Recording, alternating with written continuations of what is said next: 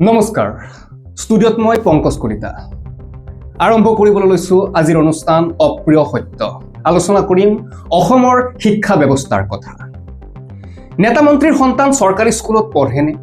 নেতা মন্ত্ৰীসকলে প্ৰায়ে চৰকাৰী স্কুল উন্নয়নৰ ডাঙৰ কথা কয় কোটি টকাৰ আঁচনি নতুন ভৱন স্মাৰ্ট ক্লাছ ৰঙা বেৰা সব একেলগে উদ্বোধনো হয় কিন্তু এটা মৌলিক প্ৰশ্ন আজিও অউত্তৰিত হৈ থাকে এই নেতা মন্ত্ৰীৰ সন্তানবোৰে নিজে চৰকাৰী নিৰ্মাণ কৰা চৰকাৰী স্কুলত পঢ়েনে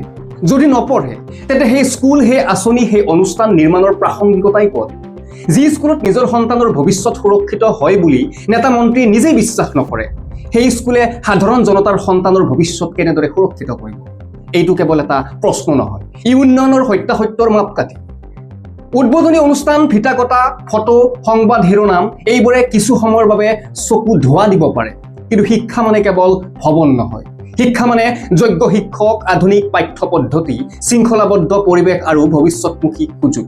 যদি নেতা মন্ত্ৰীসকলে নিজৰ সন্তানক ব্যক্তিগত বা বিদেশী স্কুলত পঠিয়ায় আৰু একে সময়তে চৰকাৰী স্কুলত উন্নয়নৰ ঢোল পিতে তেন্তে ই দুমুখীয়া নীতিৰ বাহিৰে আন একোৱেই নহয় প্ৰশ্নটো তেনেই সহজ য'ত নিজৰ সন্তানৰ ভৱিষ্যত নাই বুলি ভাবে তাত জনতাৰ ভাল হ'বনে আপুনি কেতিয়াবা এজন ভোটদাতা হিচাপে ভাবেনে প্ৰকৃত উন্নয়ন তেতিয়াই হয় যেতিয়া নীতি নিৰ্ধাৰকসকলে নিজে সেই ব্যৱস্থাত আস্থা ৰাখে নেতা মন্ত্ৰীৰ সন্তান যদি চৰকাৰী স্কুলত পঢ়ে তেতিয়াহে সেই স্কুলৰ মান উন্নত কৰাৰ সঁচা চাপ সৃষ্টি হ'ব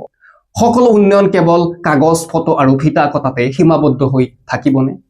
এইটো প্ৰশ্ন কেৱল শিক্ষাৰ নহয় ই বিশ্বাসৰ ই নৈতিকতাৰ আৰু ই জনতাৰ ভৱিষ্যতক লৈ প্ৰশ্ন হেজাৰ শিক্ষিত যুৱকক লৈ প্ৰশ্ন আপুনি বাৰু পাইছেনে আমি বৰ্তমান কি শিক্ষা গ্ৰহণ কৰিছো আমি শিক্ষা গ্ৰহণ কৰা এই শিক্ষাই জানো আমাৰ ভৱিষ্যত মান নিৰ্ধাৰণ কৰিব আমি জানো চাকৰি পাবলৈ এই গুণগত শিক্ষাই উপযুক্ত হ'ব